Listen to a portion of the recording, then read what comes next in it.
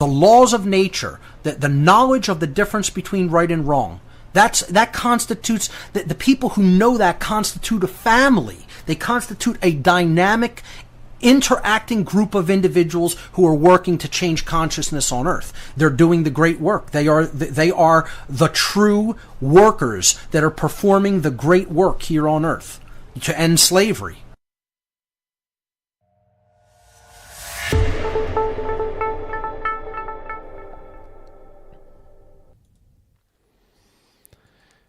Hello, good evening, good morning, good afternoon. My name is Kris Nelson. My site is evolveconsciousness.org. And welcome to another episode of the Great Work Launchpad. This is, where my window? Great Work Launchpad, what is it? 46, Shadow Work 44, Fear Love 29. Ongoing exploration into the deep, dark depths of the shadow, the interior of ourselves that people don't want to look at, and the exploration of their propensity, the force, and the principles of fear or love is what motivates us throughout life and what we are creating into existence.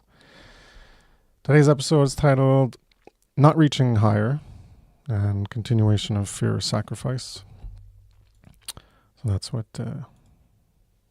this image is, not reaching higher, because, well, I'll get into that when we get into things. I'll do my little plug for, hey, you want to get into, do you want to be a rocket ship? Well, sign up today, boys and girls, because you can rocket to the stars. So that's what we're trying to get at here, is Great Work Launchpad. Get launched, you take in the truth, you embody that force of love, that principality of love, that propensity of love. That's in you. And then that's what's in you, and that's motivating you to act outward, to create freedom, to bring back true freedom, our birthright, and so that we can all live in freedom and peace and cohabitate together.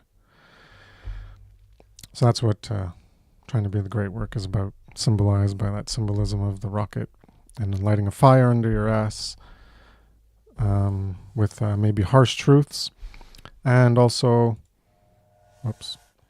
the fire is also the care that's ignited within you, that is carrying you to get activated and do the great work, hence that love. And it just so happens to be right under that fire is that love, the word love. Right under it is the fire. Well, that's the care. And help you get into that, well, you can go figure it out on your own, which I did long before there was How to Become the True Media. I was always tech savvy, but if you're not tech savvy, or you need some help, you need some helping hand, you need to be guided, etc., well, hey, guess what? The one and only Mark Passio, well, he offers a way to help you. howtobecomethitruemedia.com. Can't join this year, you can join next year. So it starts in January each year for a 6-month period. So you can go check that out. There's the bullet points of what you're going to learn. Maybe some stuff you already know, maybe some stuff you don't know. And if you don't want to pay to join that and be guided by someone who's been doing it at a high level, like Mark Passio, well, go learn it on your own. Nothing's stopping you. You got courses you can learn from, or you can go learn it on your own, learn from people, free courses online. You can assemble your own course and do it. But the point is, nothing holding you back from getting those skills, because the information is out there. All right. We got two people joining up. Two co-hosts, we could say. We got Brandon Spencer. How's it going? Howdy, howdy. And we got Derek Bartolacci. How's it going? Bonjour, bonjour. I'm in a safe spot with no issues. So, yeah, off the road and in a cool place. Got my little studio set up. So, yeah, good to see y'all. Nice and calm. Yeah, last week was a bit hectic, yeah. Yeah, sorry. Hey, you're in between the two pillars, I see. Yeah, right. Yeah, what's that from? Like Game of Thrones, Lord of the Rings? What is it? Second one, yeah. Yeah, Lord of the Rings. Yeah. Cool. Oh yeah. So yeah, what we've been talking about? We've been talking about fear of sacrifice, getting to the heart of it.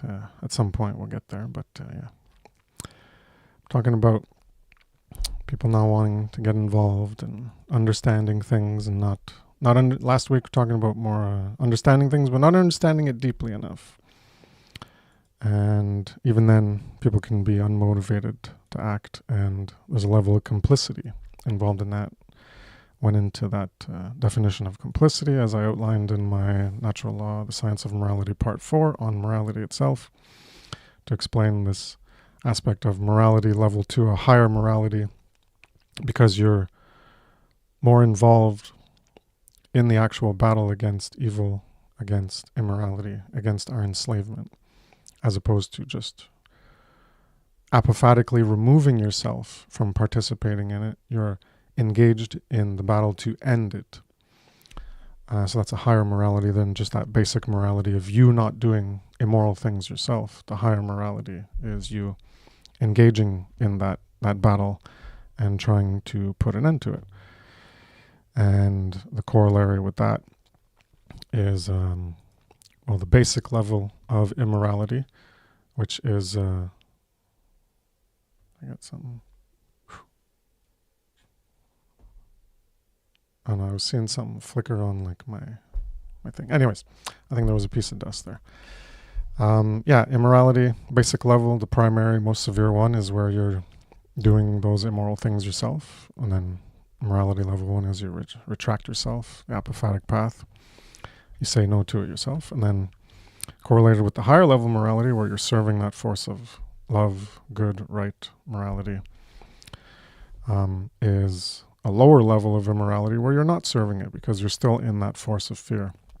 You're still serving that force of fear, that syntropic force, that involutionary force. So that's what we've been going on here for, what did I say, 27? What are we at? I don't remember. Where's that, my thing open? 46. 29. Yeah, 29 for the so. fear of love, yeah. Specifically on this subsection on fear of love. It's been going on a long time, yeah. 46 total, 44 shadow work, fear of love, 29. Who knew that fear of love was such a deep category to go into? We're talking about, again, the opposer, Satan, Shaitan, putting some of your time involved in that service to that force of truth, that syntropic force, evolutionary force, to evolve humanity.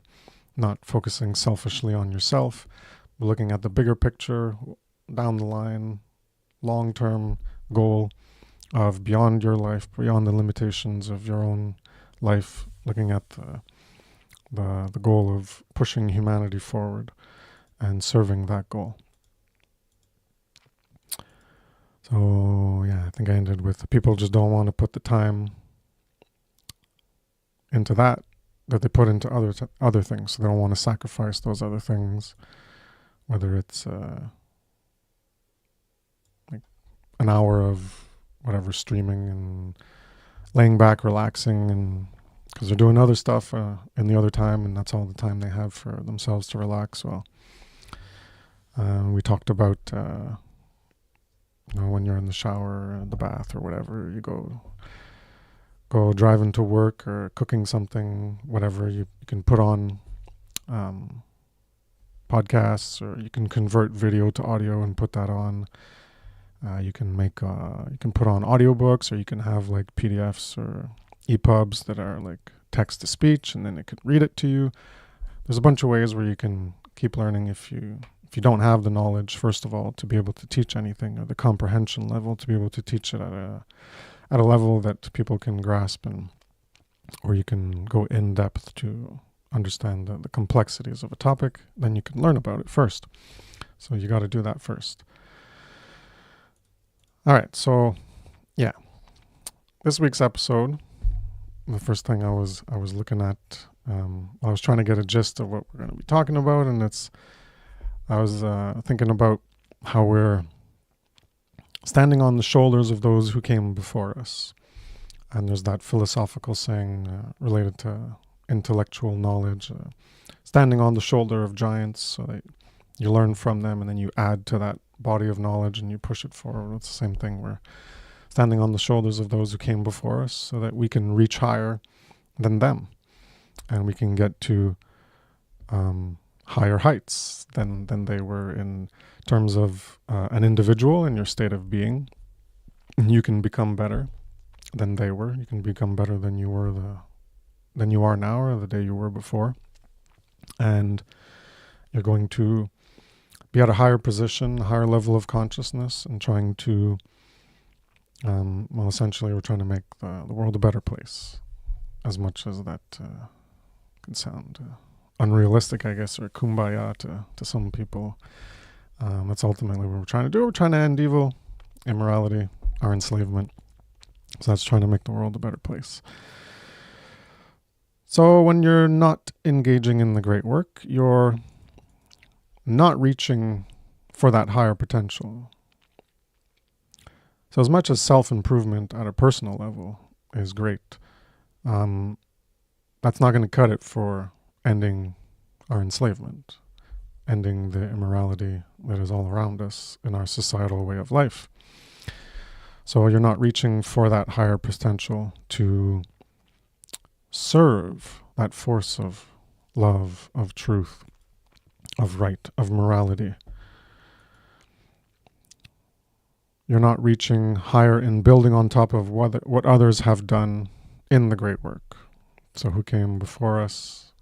We can mention Mark Passio. Who came before Mark Passio? There were other people who talked about things. You could have David Icke, you could have Jordan Maxwell, you could have Manly P. Hall. You can keep going on.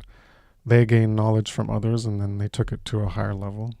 And we're always trying to take it to a higher level of comprehension with respect to the highest quality truth of the understanding of objective morality and propagating that into the world.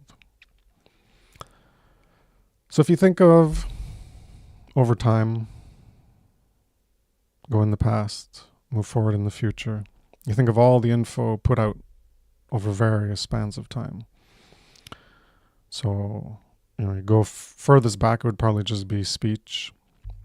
Then you get books, and then you get like smaller types of books, smaller writing, which articles. You get audio technology, and then you get into video technology. So that's, you could argue that's the actual progression of technology. Whether there's been cataclysms that erase technology, that's probably the progression of technology. You start with speech, you create ways of preserving it historically, so it can go down to generations, and it doesn't have to be word of mouth. You write it down. So we get books, we get articles with computers or magazines and articles, and when it was printed too, and then you get to audio with audio recording first before the video, and then you get video, and you get the internet. So all of these people using their voice, that's what they were all doing. When you get to audio and video, it's like literally your voice, the modulation and the amplitude and the vibration of your voice being recorded. But before that, when it's articles or books or whatever's written down, a scroll, that was someone's voice, the mental voice. They were carrying that out through a written form. So all of these people were using their voice. And what if those people never did that? What if Aristotle never wrote anything, or Plato never wrote anything, or Pythagoras, or all the other ancient philosophers, or wherever they got it from? What if they didn't want to speak publicly? What if they had this fear of speaking, or fear of what would happen to them if the knowledge they put out was disfavored by someone in greater power who could then harm them? What if they decided to just be silent and not say anything? Imagine where we would be. Imagine where you would be personally if you're already into this type of information? Where would you be now without any of the people, any of the content that you learned it from? If that content didn't exist, where would you be? Well, you wouldn't be where you are in the level of knowledge that you currently have. And as a result, the diseased, psychopathic, authoritarian, predator mindset, those people of that mindset would probably have a stronger hold on us than it already currently does. So things have progressed more or less in a positive direction, at least for the Western part of the world. You could argue for other parts of the world, and there's like what we can perceive as like a downturn. Things have been going up, but it looks like it's going back down. But we probably wouldn't even have gone through those trials and tribulations of historically things getting better and worse, and this battle against tyranny, evil, immorality, our enslavement, trying to make the condition just a little bit better, progressively better. That probably wouldn't have happened, and we probably wouldn't be where we are. Things would probably be worse. We'd be living in the conditions of the past, and yeah. So just think about that. I'll pass it to you guys if you want to add anything on that. Sure. I'll jump in. As you were talking about, standing on the shoulders of giants and just seeing the image kind of reminded me of the square in a 2D variant. And of course, in this 3D variant, it would be the hexagon. It was usually said to be one of the greatest building blocks in reality because you have a strong foundation and then you build, hell upon it. So when we're talking about, standing on the shoulders of giants, that's all that we're doing is you have the foundation of truth. Then you have all the great teachers who've come before us, who have laid that pathway, who have laid that foundation, down.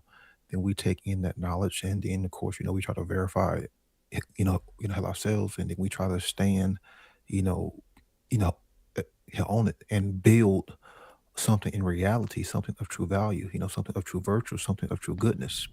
So, how that image is very, how very symbolic too, because, how, like I've always said, we're always creating, we're always building.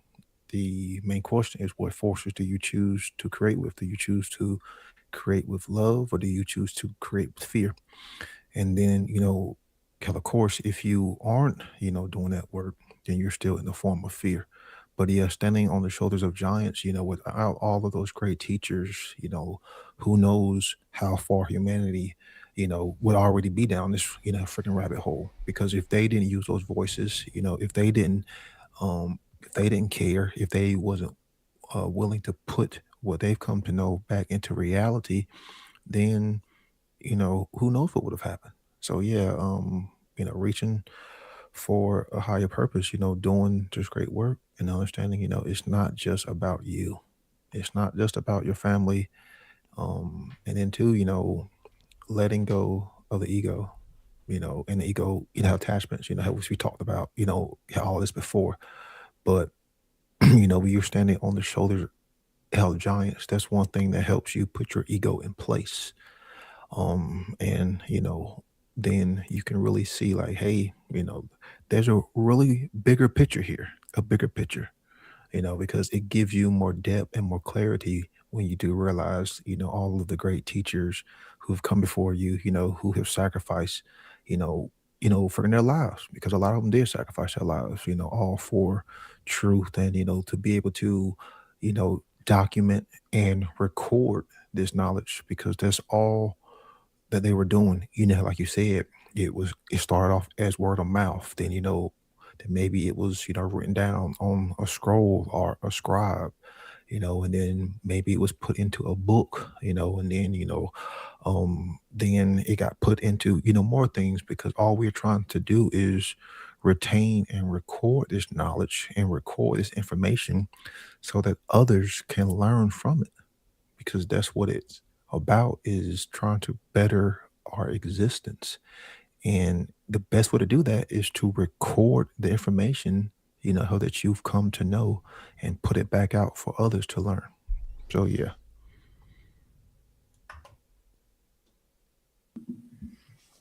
Yeah, well said, both y'all. And yeah, closer to the mic.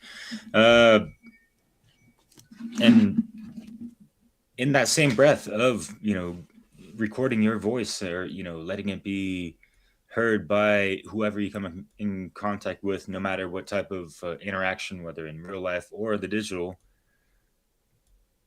what's holding anyone back from saying, like, hey, about that Manly P. Hall, that Natty Law, Mark Passio, get it cracking like pistachio or whatever. And by the way, happy 125th birthday to the one and only MPH, Manly P. Hall, today, actually.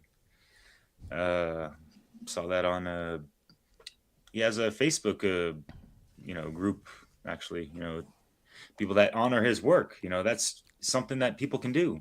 Even honoring someone's work and, uh, continuing to bear a torch of someone that's past us, like, the great Jordan Maxwell's and others, like you mentioned, Kris, and all that. So, hey, if people don't want to use their own, there's so many different ways that we can create all types of media for others to learn and understand the the well springs of knowledge that these people have put forth. And hey, there's still, ways people can just make a cool, how people do these, video essays. Well, just, if you're inspired by an essay you heard before, just you can run off of that. And once you get your voice down and able to be confident in that, then there you go. And I know that, reaching to that higher state of uh, activity and being, really vocal, I struggle with that myself. And I don't know if it was like a fear of, my own voice or whatever. I just didn't care for it that much, kind of like a lot of people. But, like I have in some notes I wrote down in regards to some of these, fears and adversaries that are blocking us from not, reaching higher. There's all these inner voices of doubt, insecurity, could be from trauma or programming with, within the family or outside media, whatever, and just our own personal experiences, getting bullied in school or whatever, and, the daddy mommy issues of, being rejected or whatever. You're a young, bright sprite, a little spirited or whatever, and you throw out all these ideas and you get denied by, whoever. And, that can leave like these small traumatic scars to, have these voices of adversity within your own psyche. So you don't get to reach those higher potentials that you were set to be on, that you were, had that ignited spark early on. It just wasn't properly facilitated. We can revisit those moments within ourselves. I mean, that's the fucking shadow work right there. You go back to whatever age you were and, caress your younger self, your version of yourselves, and understand it and being comfortable in those awkward or cringy or whatever, sad state feels that, people had back then. It's just part of life. And, it's just the objective truth of what we've experienced. Can we not just like see it from that objective perspective? And then we're able to kind of like, avoid all these, weird blockages of revisiting those things. So yeah, these things can lead to, these lacks of confidences, and people get, really comfortable in those comfort zones, after some while, right? And it's just complacent in the stagnant energy. And so how does one really get out of the doldrums with that? Listening to a good, few segments of the likes of, what's the like countless videos that is in the One Great Work Network, spearheaded by Mark Passio. I mean, that's first and foremost someone that can, light many fire ups, many a bunghole, whatever the fuck, right? And it just helps one remember who the fuck we are, and, really, better be efficient. I didn't say that right. One could be more efficient in, pinpointing, their purpose in life and things like that. And that is that extra spark that's really going to ignite them towards that trajectory, right? Kind of like that rocket ship. Make sure it's aligned to, you know, a place where you're not going to fucking crash into some fucking Matrix bullshit, right? What the fuck, right? So, yeah. And we honor those that came before us. Like I said, kind of in the beginning, you can do it in so many different ways, but yeah, try to find your own voice, articulate it from, you know, speak from the heart, let the soul be free. Don't be caught up in, you know, any kind of like too much regurgitation, right? Be authentic with that, you know? And there's plenty of AI that's, you know, just the opposite of that and yada yada. But yeah, be the proper AI, as I mentioned in that Funnel 4 conference, of the authentic individual or activated individual, right? So yeah. Cheers, Kris. Keep it sparking or whatever. Yeah, be an authentic individual for sure. That's don't become an artificial intelligence or augmented by artificial intelligence. I guess that's the plan for the future. Is neural interfaces to augment or I don't know. Anyways, you can just look at some Ghost in the Shell for some ideas of that shit and where we're gonna be headed with the whole implant stuff there. Yeah. Okay, we're almost there. Sadly, yeah, it's right around the corner. Yeah, those good points about higher potential and how that relates to being an authentic self. That's that whole I talked about it, being and becoming who you are now, what you can become. What are you going to do? What's your plan for the future? I think I talked about that. It was last week there. Our vision, we're always looking to the future of where we're going. What's our goal? What are we doing? We're not just like purely living in the moment and just basking in it and taking it all in right now. There's times for that, but we're like, if you want to get food growing, or you want to grow a greenhouse, you want to build a greenhouse to get started earlier in the year so that things can have a time to grow, like in your climate or whatever. Everyone has goals. There's always things you're looking forward to that you don't have right now. And part of that vision needs to encompass yourself, not just things you want external to yourself, but how you want yourself to be in the future relative to where you are now.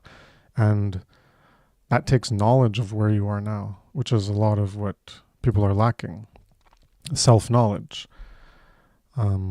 Where they are now to see where they can go, to get an idea from other people about where they can go, or imagine it themselves where they can go based on where they are now. They need to have that knowledge. They need to do the shadow work on themselves, to honestly face themselves in the mirror and see where they're lacking, see how they're not living up to their potential that is preventing them from reaching higher heights for themselves as an individual and this larger objective for all of humanity. Because as Passio says, none are out until all are out. Something like that. There were no individual is getting out of this enslavement until all of us are getting out of it. It's a real what's that COVID bullshit there? We're all in this together. Yeah, well, We're all in this together. It's not the COVID bullshit this time. It's the real. We're all in this together because other people's ignorance is keeping us enslaved.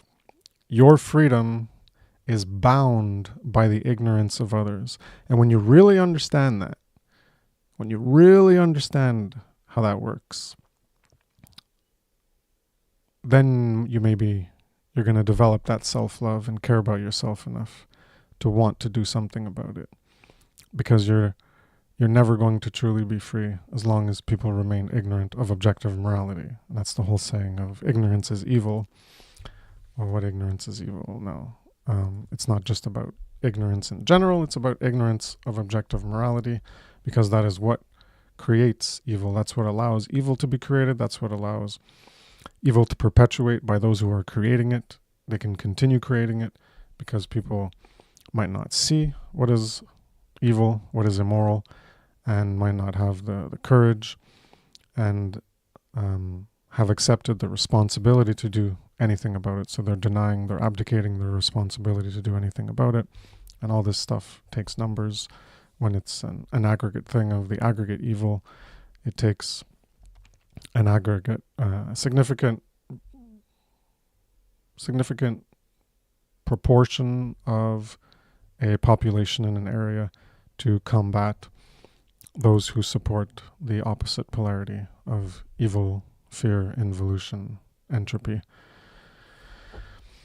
So we are headed to more slavery. That's what it looks like. If you look at the world, and there was a little thing, I don't look at too much of the effects, but there was a Truth Stream Media video by Aaron and Melissa Dykes. I think it was titled, "This is what evil looks like." So whatever, they're operating within their frame of reference, and we've been able to see evil before what's going on in the past few months or last year or whatever. And there's always things you can look at and like, this is what evil looks like. But that was their video, and it was showing like the usual crazy nutheads, the Zionists, the Christian Zionists, and the neocons, and the whole Israel thing and Eretz Israel, and the plan that they've had for a century or two, or a little bit longer than that, or I guess it's a few hundred years to go take over the whole area and make it the greater Israel. That's the whole plan. And Iran was part of that, and they were trying to get to Iran back in Bush's time, and Project for American Century. Yeah, and so now they got it, and it's just insane that just make up a justification and then just go bomb people and just try to remake the world in your image and think that you're the good guys and sell people on this belief, this illusion that you're the good guys, the evil veiled in the image of good, and that you're fighting good. And then there's all these retards who believe in the rapture, and like their lives are being impoverished, printing of money, inflation, prices are going up, and life is becoming harder. But the good thing to forget about all that, because the good thing to look forward to is Jesus is coming back, and he's going to solve all those problems for you. So don't worry about it. And the war with Iran and the wars everywhere, well, that's how you're gonna bring things back. You're gonna bring Jesus back. We need that war. We need this chaos, because that's the whatever the prophecy of bringing Jesus back. Whatever retarded shit these retarded people believe in, and so we're headed to more slavery, is what it looks like. More degrees of slavery, because we're already in slavery of a certain degree, and it can go less and towards more degrees of freedom, so less degrees of enslavement, or it can go to the downward direction of less degrees of freedom and more degrees of enslavement as our current condition, because people right now and in the past are not making that sacrifice to do the moral education. They're not making the same sacrifice that others did in talking about the evils of the world. So whether we're talking about the Great Work Level 2, as I refer to it, moral education in the psychological domain, the causal factors, or the Great Work Level 1 of all the effects, the symptoms, the problems. People aren't taking on the responsibility and making the same sacrifice that others did, that we're building upon, that because of their foundation we can stand higher. And a lot of people are learning from these people that made the sacrifice, that gave parts of their life in terms of their time of their life. They sacrificed part of their life in maybe other things they wanted to do. They're sacrificing they're not doing that in things they wanted to selfishly pursue for themselves, and they did what they did. They created books, they created audio, they created content, trying to bring awareness to problems that maybe they didn't have the full picture. Maybe they had things a bit distorted at times.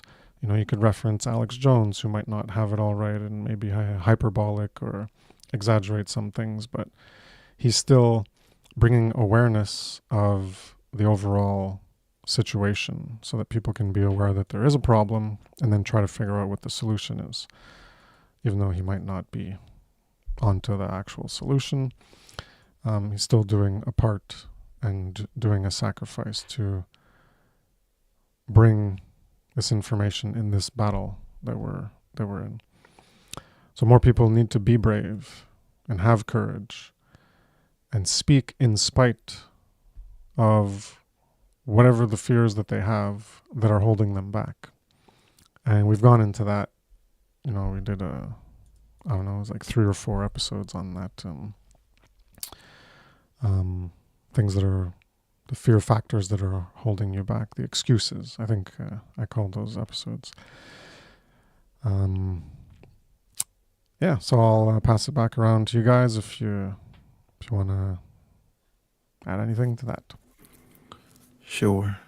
You know, this is why you need the definitive knowledge of morality, having the definitive knowledge of what's right and wrong in behavior and reality.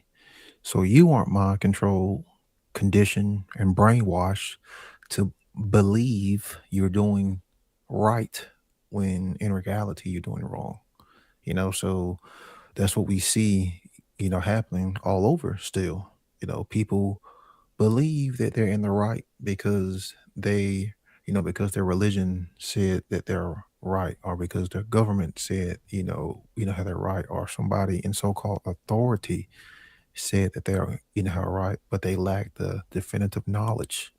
Then therefore, they go out and do wrong behaviors. And this goes, with how the saying, what the guys in good are always disguised as good. Yeah, because they've been brainwashed and conditioned that they are in the right and they lack the definitive knowledge.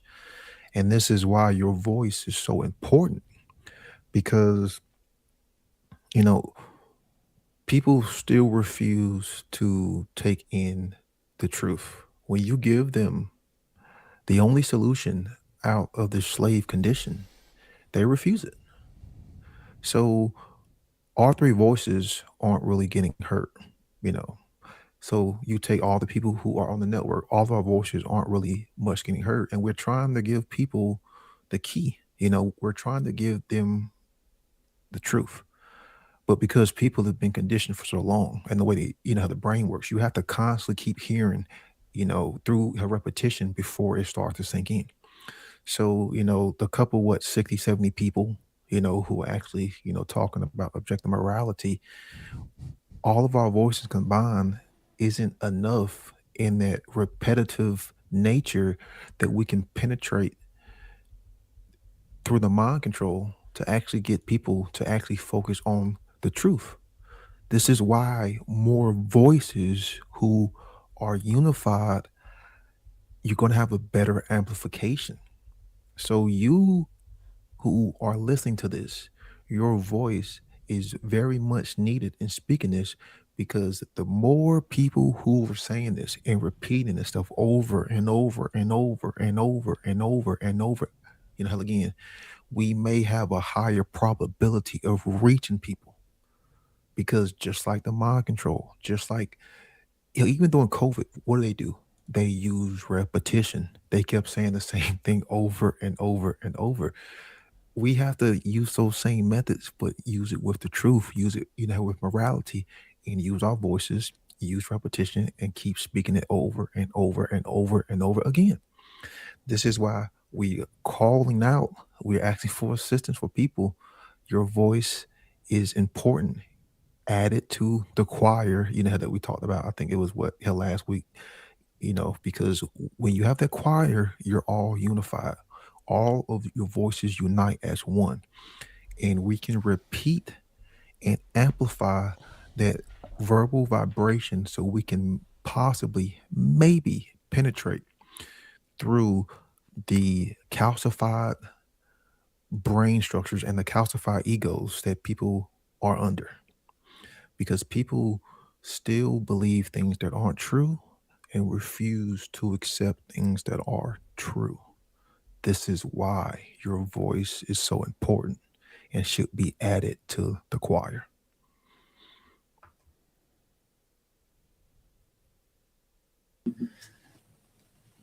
I'm in accord with that for sure, man. Yeah.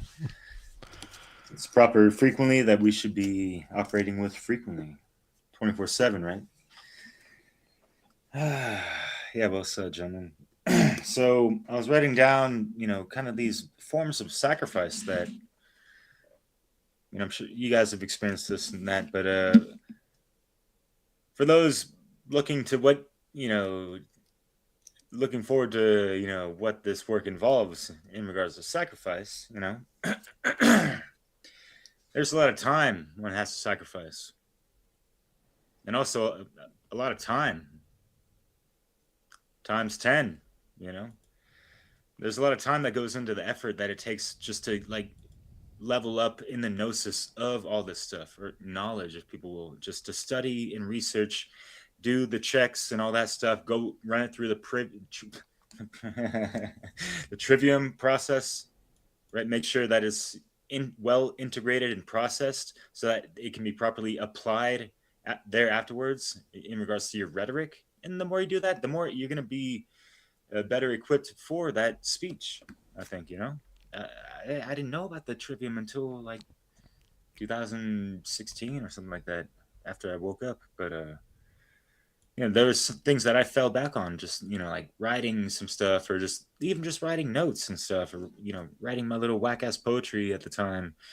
But my main bread and butter was these cool little conscious hip hop mixes, where yes, I did stand on and honor the the giants that I kind of stood on the shoulders of, in regards to showcasing little sound samples of some really intriguing truth-filled quotes that I would sprinkle over some beats, because I made some cool conscious hip-hop mixes, for example. That's just, and yeah, it took a lot of time. I was married at the time, and I was able to just find ways of be waking up before my wife would. So I had some free time then. Even had free time to prepare breakfast and coffee and all that stuff for her, because I'm a cool guy like that, right? Making it cool to be a proper husband, right, Kris? But also, I'd be up, after she went to bed too. So hey, more free time. Why do people gotta turn to the TV and Netflix? I know it's this energetic, muscular, reflex to go to that, especially when we've been conditioned, growing up, a lot of us. But yeah, that needs to go. All that, mainstream media time needs to take a huge backseat to the real great fucking work, and much more pertinent, important information that's actually much more truthful than you're ever gonna get on the fucking boo tube, or even fucking boob tube, or boo tube, YouTube, screw tube, whatever you want to do tube, censoring brothers like Brandon and others, up the yin yang for how many years now? Anyways, the forms of sacrifice also include, just a lot of your energy, focus, discipline, and the consistency to keep that up, right? Just like any kind of practice you're doing, any kind of vocation, that if you're trying to do this stuff, why do it fucking half-assed? Do it 100%. All right. The competition to put out material like this is steep as fuck. I mean, just look at on the basis of people's thumbnails. I mean, there's YouTube channels that pay for professional your thumbnail people, and there's research into just the image that's going to show up on the cover of their fucking video. That's a lot of times you ain't going to be learning a whole lot, although there are a lot of tutorials that can help us improve our own media productivity. Are you kidding me? Yeah. Like, even if they're in the lamestream and they're a status, like, we can still learn from these people, doesn't mean we got to give them a thumbs up like on their fucking videos or whatever, but take the good and leave the rest and all that shit, just like with any kind of research, right? Even with listening to people like us, right? So yeah, you're going to sacrifice a lot of time in relationships, all the good times, friends are going out to the beach and stuff, but hey, you got that 9-hour natural law presentation you wanted to check out for so long, or wanted to revisit it for like the 10th time because it's that good or whatever, who knows. There's a lot of stuff, good shit out there, right? What on earth is happening? I mean, I tell you, right? But anyways, and you're going to be sacrificing your own kind of like general acceptance with a lot of people, because if you're going to be going against the grain, the truth ain't popular, right? So expect to kind of be a little bit on the lonely side, because a lot of friends might just not want to go there with you on a lot of things that you're talking about, right? A lot of folks have been there. So ultimately, I place the Hangman tarot card on this thing of sacrifice, because you're sacrificing so much to gain more knowledge and shifting your perspective to be more in alignment to truth and all these things.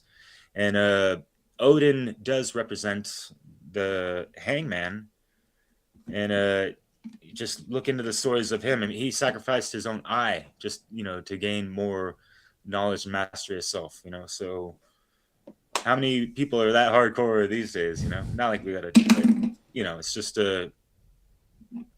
something to be motivated by, inspired by, whatever, right? So yeah, cheers. Huh?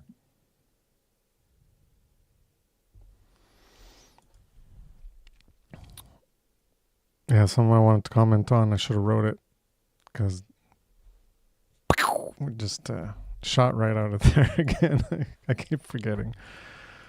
The last time I remembered, but this time, yeah. Now I'm trying to think of it and can't remember. Anyways. Right, so slavery, yes. We're headed there, to more slavery. Maybe we're wrong. Maybe we're not headed to more slavery. Maybe it's like all this stuff going on. It's like, God, it's just bad shit happened to other people. You're going to be totally fine. It's not going to come back against you. They're not going to crank up the immorality level, that DEFCON level on your ass, and make your life more miserable. No, it's just the people overseas. So you got nothing to worry about. Maybe. Or maybe if you're allowing the immorality abroad and the government's just like, well, we got this power, we're just going to increase it like they have in the past 25 years, especially with the Patriot Act in the US. And they just restricted more freedoms, more things that you had freedom to do, and then they just tightened it. So is that going to happen more and in more severe ways? I think that's where we're headed. But hey, I can't absolutely predict the future, but I can see trends. I can see the pattern of people just letting shit go, letting it slide. And it's just, all these effects are just going to repeat, like I've spoken about before. These are the flavor of the day, the flavor of the week. This is the evil flavor of the week, the evil flavor of the day. They're just going to keep happening. Every day there's some shit, every week, every month, every year, there's a new thing. Pay attention to this, talk about this, everybody talk about this. Never talk about the causal factors, never talk about why this is all happening, which is the absence of objective morality being known by people, which if that was there, this wouldn't be happening, these things wouldn't be happening, there would not be a need for government. So we got a long road before we can get to these things of like no government. That's like at the end of the line. And even after that, you'd probably get that first, and then you'd get the end of money. But money at the end, and then like no government. But people got to become more moral themselves. Otherwise, they're just going to be, hey, I want government. I want this. I want that from them. They do this. They benefit me this way. And they don't give a shit because they view it as the benefits outweigh the risks. Because it's all about a risk assessment of that future that they're foreseeing, where the infinite potentials of what can happen, or they're looking at it as chaos because they fear actual freedom, they fear responsibility, and they don't want to take upon that themselves and figure out how to coordinate and cohabitate and cooperate with other people in a synchronistic, harmonious way that benefits themselves and others at the same time. And they don't want to do things, create a way of living where everything's done on a voluntary basis. So they support the coercion and they support themselves being coerced because it's a better alternative than some imagined thing that they fear that isn't actually in existence now. So they prefer the thing that is in existence, that is enslaving them. Anyways, it's such a mindfuck that people are under. They're so enthralled. Their mind is enslaved, and that's why, greatest movie ever made, Matrix, free your mind. That's what Passio's conferences were on, was free your mind, because that's what we got to do, is free people's minds. Free your mind and your ass will follow. So you gotta, that's where we gotta get people at. That's what the moral education is about, is the mind state that leads to the behavior or the tolerance of the behavior of others, as opposed to the mind state that would say,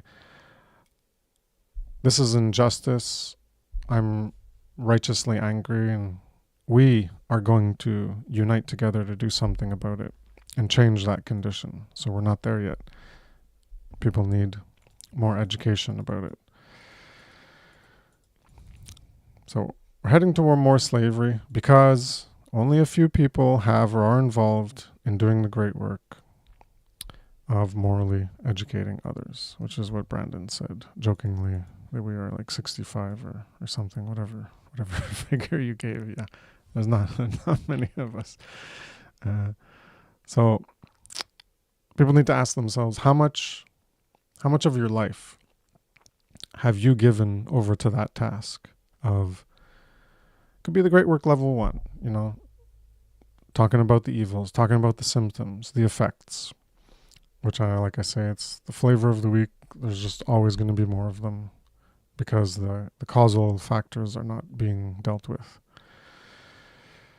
So how much time of your life have you given over to that task or the greater task of the causal factors, getting people, putting out information that can amplify that voice of truth, that chorus of truth, that choir of truth, and make it louder so that it can potentially reach the ears of more people. And it's also, how much of your life are you giving over to the requirement of us truly becoming free? Not only yourself, but everyone. Because we're all in this together, in that sense of our freedoms. How much of your life have you sacrificed towards that work? And if the answer is 0,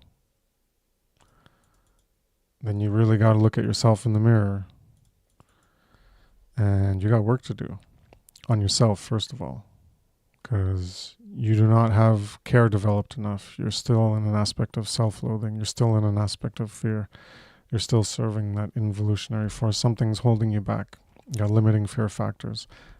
And as we've been talking about for 27 episodes now, it's all touching upon it. And there were shows more directed towards that topic specifically. So you can go learn about it. Go look at the past episodes of the Great Work Launchpad related to fear or love. And you can see what we were talking about back then. So you can do lots of things in your life. And if you're sitting on your ass with respect to the great work, not that you're just sitting on your ass the whole day and you're just a tub of lard. You could be going outside, doing sports, doing exercise, going on vacations, going to work, doing this with your kids or that, whatever. You can be not sitting on your ass with a lot of things, but if you're sitting on your ass with respect to the great work, you're not sacrificing the things you're doing in your life when you could be putting them towards that great work. And if that's the case, where you're sitting on your ass with respect to the great work because you're too busy doing other things, and you don't want to take even a smidgen of the time to work on yourself, to elevate yourself, to get to a higher potential place on yourself where you're going to be able to engage in it, then don't lie to yourself and say that you really want freedom. Because all you want is like, yeah, if it comes my way, I'll take it. That's the degree of freedom that you want. Like if it just happens, like sure, I'll take it. I won't object to it. But you're not wanting it in the sense that, how much do you want that vacation that you're going on in a few months or next year or something that you got planned? Well, you made that happen because you wanted it. You made it happen. You acted to make it happen. And you're going to go on the vacation, or the vacation you took last year or whatever. So if you really want something, you're going to engage in the behaviors with your body in order to fulfill the requirements to make that thing that you want happen.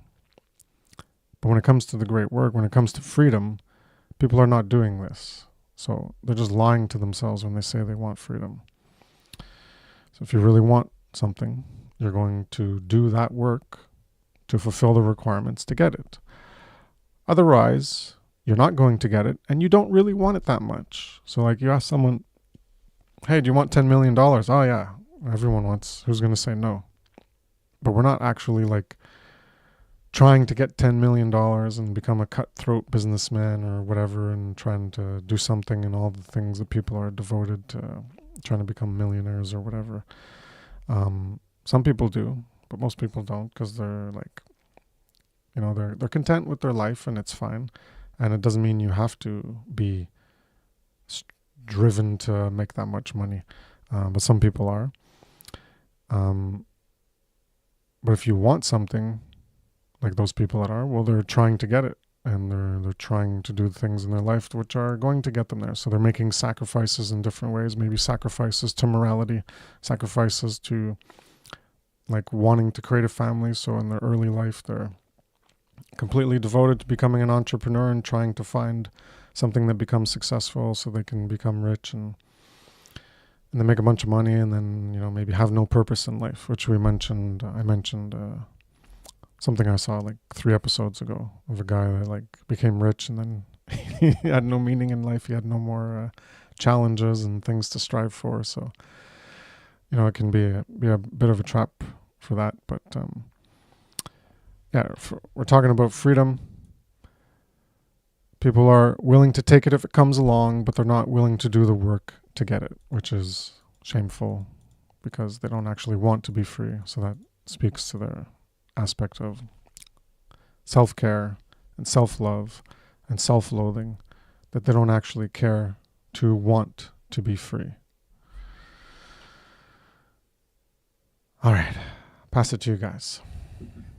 I'll just say one thing and then take it away, Brandon. But I think a lot of people are just conditioned to think like sitting back, and they got to vote every couple of years, and that's all they need to contribute towards, what they think is a freedom. But it's under this, bullshit shitstem, democracy and whatever the hell. But there's programming on top of programming. Anyways, Brandon, what's good? Are we heading toward more slavery? Kris talked about this. I want to analyze the effects, because are we heading toward more slavery? So let's look at, what's taking place. Are we seeing, more people willing to speak truthfully from an honest, means of health integrity in like a larger capacity? No. Are we, seeing more people trying to break away from the political, fucking dialectic, garbage that's being spewed? And I would say if you want to make money, being a content being a content creator, all you have to do is talk about politics. Boy, will your numbers go up. Are we seeing more and more order followers quit their jobs? No. Are we seeing more and more people who work in mainstream media, quit their jobs because they realize, how toxic it is and all the lies that are being spread? No. Are we seeing more and more people pull their kids out of these government doctor, camps, government indoctrinated camps? No. Are we seeing more and more people willing to take personal responsibility in their everyday lives and, some form of accountability? No. So then, yeah, we are heading towards slavery, more and more. And sadly, probably going to end up just offering ourselves, um, you know.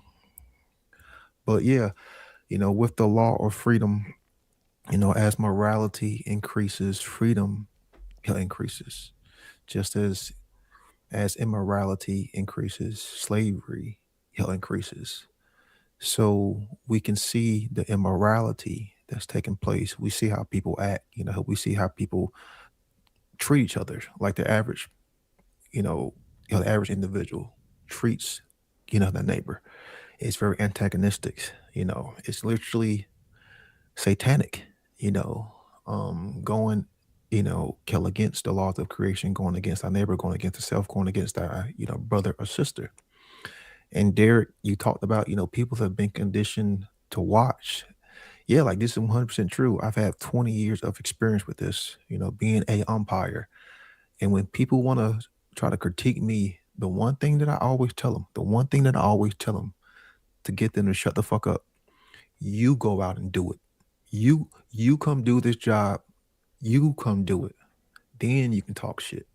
But no, not have I ever once had a parent, not have I ever once had an individual actually grow some balls and actually do it. Because yeah, people are just conditioned to just watch, be spectators, sit on the sidelines, cheer, critique, cry, complain, bitch, but nobody actually wants to get involved. Because again, we have been conditioned to be cowards. We have been conditioned to be cowards. And that's why we are being slaughtered. I'll end it on that.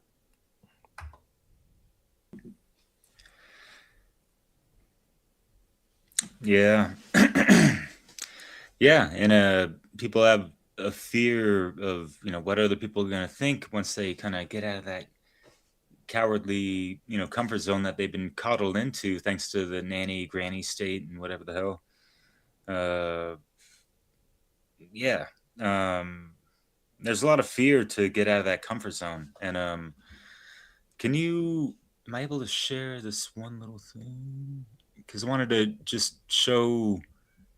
Ah, Python the Mer. Oh yeah, here we go. The Hangman card. Because yeah, going back to Odin. I mean, he was hanging from the tree of Yggdrasil for 9 days. I mean, sacrificing sleep, comfort, food, everything, right? Imagine not, you can't take a shit, otherwise you're gonna shit all over yourself, type of thing.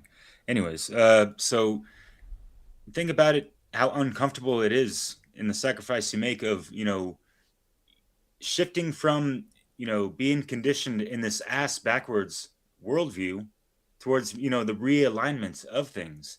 Yeah, he might be upside down in that, but it's a metaphor of a of a lot that we need to go through to really transform our worldview to make sure that we're aligned to objective truth and that kind of stuff, and gaining these different perspectives. And it does take sacrifice, it does take time, it does take kind of going out on a limb, right, to gain some knowledge and gain some different perspectives, talk to other people, learn some different things that are gonna might give you a knee-jerk reaction, like big fucking deal.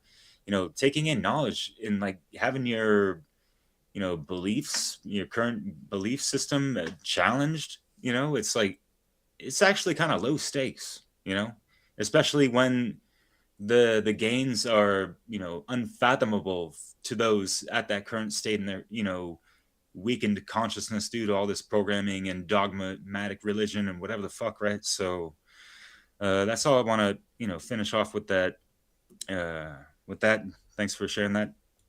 But yeah, so how do we really, flip the script even more? Yeah, really has to come from that heart core intelligence and care, and cultivating that love. The overarching title, Kris, is it not, fear versus love, or love versus fear, or we could say love over fear, if you will. So yeah, man. There's levels to this shit, right? So but in a nutshell, for me, it's kind of like, note I wrote down real quick. It's just like using that, that soul spark, that eternal flame, that power of that raw, pure love. You can call it divine love or sacred love, but dig down deep within yourself and find that purest form, your heart of hearts, right?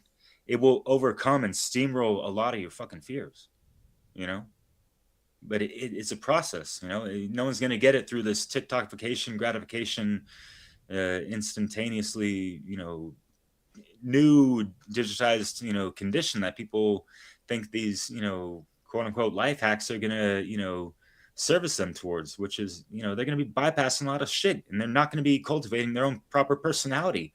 A lot of people don't even fucking know themselves. That's why they can't love themselves. That's a problem. There's so many distractions, the lamestream media, all these screens all day, every fucking day. When are people taking the time to just, look at the fucking mirror even, how does that reflection look to you, right? And fuck, take the time to get comfortable with that first and foremost. Like there's foundational shit to get into first and foremost. Of course, knowledge reigns supreme, but knowledge of self needs to, be at the throne as the king, kind of like natural law, right? So yeah, keep the scales balanced and all that shit. Heart light as a feather. But yeah, really trust in that, and use that as the kind of like the first eye, if you will. So yeah, that's all. Rant over, I guess. Sorry. Yeah, that's why the magician was at the top of the microcosmic tree, because that's self-mastery, self-control, self-governance attained through self-knowledge correlates with the macrocosmic tree of justice. Yeah. I remembered what I wanted to say. It was a joke when you mentioned, like, you were saying time, and then you said lots of time, and I was like, oh, here comes a pun about thyme, the plant. I thought you were going to make a pun about that, and then it didn't come, and I was like, no, I was wrong. So I just wanted to mention that. That's what I was thinking. You're gonna drop a rhyme about thyme into the time, but it didn't happen. Oh well. I was disappointed. Sorry. No, it I'm can be kidding. applied though, because it is a pungent, strong herb. It can really, hit someone with that, wake me up, and it's a holistic thing too. So yeah, but yeah, it's good. Sorry to have a let cold, you down, brother. Yeah. It's like antibacterial, antiviral type thing. When you have a cold, you can make a thyme tea, and yeah. I guess we'll wrap it up there, and yeah, I didn't know you guys could share images. I thought we had a a late guest showing up, and I was like, oh, that's Derek sharing an image. Okay. Technically, you did. What up, Odin? No, just kidding. Yeah, next week, I think we'll be getting into. I'm gonna try to. I'll see if it's worth making my own. The main infographic Passio had for the fear of sacrifice presentation, which was that infographic with what you have, what you're sacrificing, and what you get in return. The positive thing and the negative, and then what you get as a result. Yeah, so we're going to be talking about that next week. And I guess I'll play a little Passio outro like I usually do. How about trying to get out there and do the actual great work so this world isn't such a fucking hellhole, huh? How about getting involved in the effort to free every fucking body because we're fucking enslaved, loser? The whole point is to make new teachers who do fully understand these dynamics so that we can cause a chorus of resounding truth throughout the earth. There you go, ladies and gentlemen, boys and girls who need to grow up and be ladies and gentlemen, become cosmic adults, join the chorus, do the work, because you're fucking enslaved, punk. Care about it. Activate yourself. Try to become part of the solution. Probably not in your lifetime, as we've talked about many times, but the goal is long term. It's for humanity to become free, not just about you. It's not just about you. So, thank you, Brendan. Thank you, Derek. Thank you, anyone who gained something from this talk on the subject matter. And we'll see you still in March. That'll be the 25th, next Wednesday, the 25th of March, 9 p.m. Eastern Standard Time.